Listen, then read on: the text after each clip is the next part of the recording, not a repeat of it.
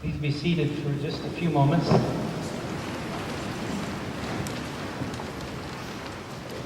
the risk of leaving someone out, I'm going to make an attempt to say some thank yous, so please apologize in advance if I've forgotten. I'm going to take the risk anyway. First of all, I want to thank God, the Almighty Father, and His love, His Son, Jesus Christ, as we honor Him this day on the solemnity of most sacred heart and the gift of the Holy Spirit. I'd like to thank also our Holy Father, Pope Benedict XVI, for his call to me to become a shepherd, a successor to the apostles, and for the confidence he has placed in me. I also would like to thank the Apostolic Nuncio, Archbishop Pietro Sambi, for his help and his advice during these past weeks. I'd like to thank Archbishop Shepherd for his kindness and encouragement from the very first moment that I learned about this appointment. On the day of the appointment, he remarked at the press conference that although I've had some knowledge in how bishops are made, working at the Congregation for Bishops, sometimes known as Bishops R Us,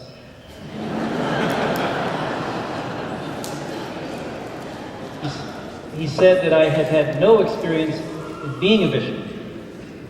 And so I look forward to learning how to be a bishop from Archbishop Chapman, who has been a hero of mine and I've admired for many years. I thank my co-consecrating bishops, Bishop Paul Coakley of Salina, my oldest and dearest friend, Bishop Jacobs, my former bishop,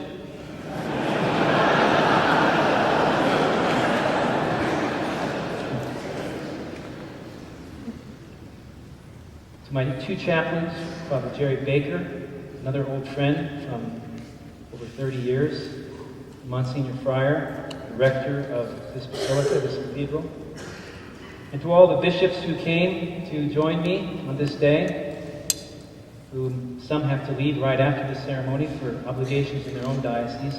Particular thank you to Bishop Daniel Thomas, who I worked side by side for 10 years in the Congregation for Bishops, and who preached last evening at the Eucharistic Vigil. Thank you, bishops and abbots. We have two abbots, especially Abbot Eugene Hayes, the abbot of St. Michael's Priory in California, who also I've known for over 30 years. To the priests and deacons of Denver for their warm welcome, their generosity, and their support. I look forward to working alongside of you as a brother and as a friend in your important ministry here in the Archdiocese.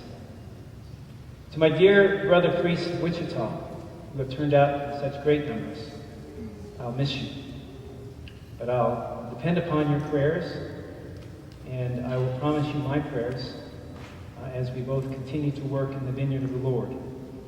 Also to all my other brother priests who've come from far, near and far, but in a particular way, my brother priests from Rome, who have come from the Vatican and have made this long journey.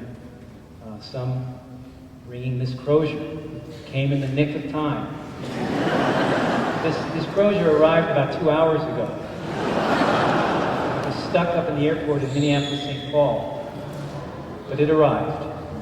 And so I thank my brother priests from the Villa Stritch who are here, as well as my other friends in Rome who have come to be here. My dear parishioners from Blessed Sacrament. It was like being back in the parish at Holy Communion. All the familiar faces, and who taught me how to be a pastor these past year and a half as pastor of Blessed Sacrament. It didn't seem long, but it was quality time. Also to all of my friends who have come throughout my life. In distributing Holy Communion, it was like a review of my whole life. My friends, especially longest friends from the University of Kansas and the Integrated Humanities Program. Can't help but think of Dr. Senior Quinn Melick,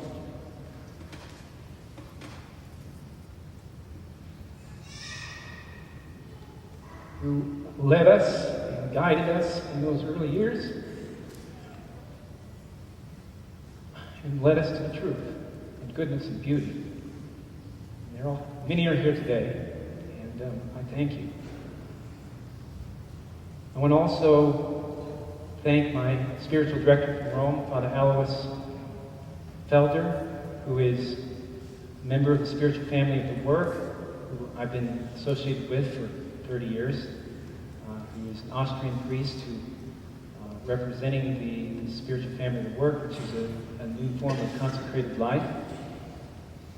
And also two very special monks who are here from the monastery of Clear Creek.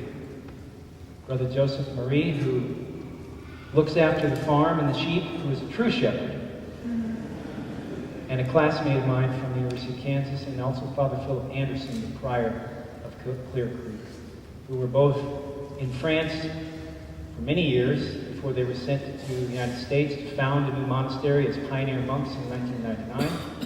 Started with 12 brave monks, and now they're up to 31. I thank them for coming and being with us today.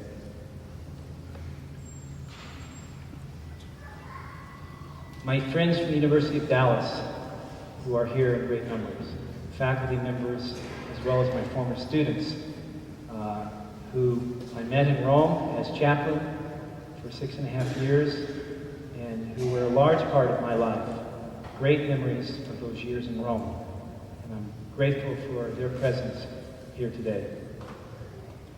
I want to thank also Dr. Buchholz and the wonderful choir, music prepared, and in a special way, Deacon Chuck Parker, who has worked tirelessly over these last few weeks, months perhaps, preparing for this day.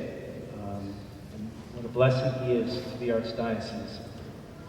Last but not least, thank my mother Betty, who has always been there for me through all the changes in my life, has been such a strength for me over these years, along with my dad, Carl, who died a year ago in November, who would have been so proud to see this day. I like to think he's looking over us from heaven. To my sister and brother-in-law, my niece, my nephew, my Aunt Doris, my mom's only sister, and a couple other uncles and cousins who are here.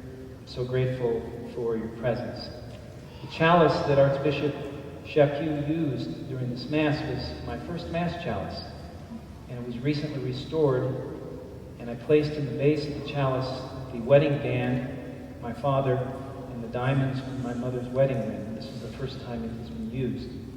The chalice was given to me by Monsignor Charles Walsh, who preached my first Mass, who was rector of the cathedral in Wichita for many years and vicar general of the diocese, who died on Saturday. A dear friend and mentor to me, and who was buried in Wichita, Bishop Jacobs, and many of my brother priests on Wednesday. May he rest in peace.